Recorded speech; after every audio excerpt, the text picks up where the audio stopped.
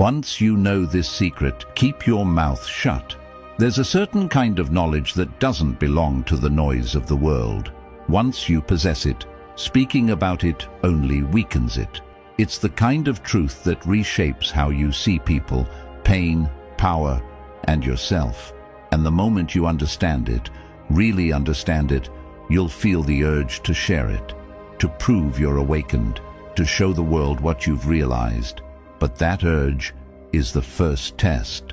Seneca once said, "The first step toward mastering a desire is to expose it." But not every truth is meant to be exposed. Some truths are forged in fire, meant to live in silence, because silence, not speech, is what preserves their power. So what is this secret?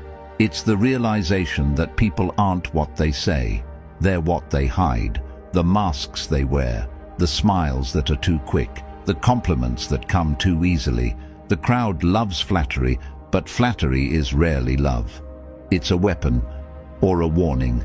We live among actors, but once you see the script, once you catch the rhythm behind their rehearsed lines, you are no longer part of the play. You become something else, a watcher, a listener, a man of silence, and that's when the danger begins. Not for you, but for them, because they sense you're no longer deceived. You no longer dance to the tune they play. You've pulled the curtain back, and you saw the machinery. Marcus Aurelius warned, "The opinion of 10,000 men is of no value if none of them know the truth." And once you know the truth, you realize how few actually do. So you remain still, you observe, you withhold judgment, you wait. And when they press you to speak, when they beg for your opinion, when they try to pull the truth from you, you give them silence. Not because you're afraid, but because you understand this. The man who truly sees speaks last, or not at all. We, those who walk this path, we don't trade truth for applause. We don't use insight as a tool to elevate our egos. We use it to build fortresses. Fortresses made of self-control, of emotional stillness, of clarity in chaos. Because the moment you speak, you give others the power to twist what you know, to challenge what you've seen, to manipulate your clarity into confusion. So we don't speak to be understood. We master ourselves to become undeniable. And that is the secret. One that, once known, must be protected with silence. Mastering the secret of silence means mastering your own desires. Epictetus taught us that it's not what happens to you, but how you react to it that matters.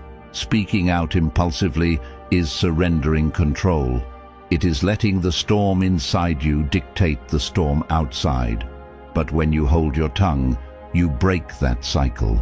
Silence becomes your shield against rash emotion.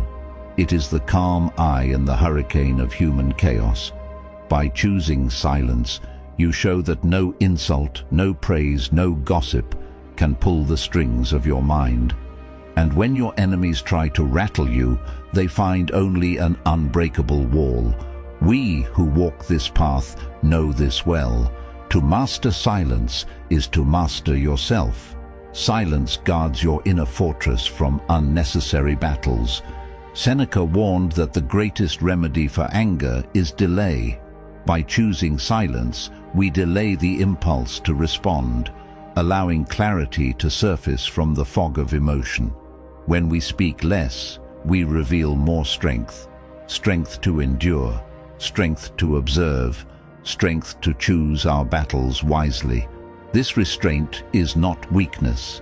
It is the greatest demonstration of power. We do not need to prove ourselves to the world. Our silence becomes the unspoken command that demands respect. In this quiet, the seeds of true victory take root. Silence is the storm that never warns, yet always strikes. When a man chooses silence, he becomes unreadable, and in that unreadability lies fear. The world fears what it cannot predict.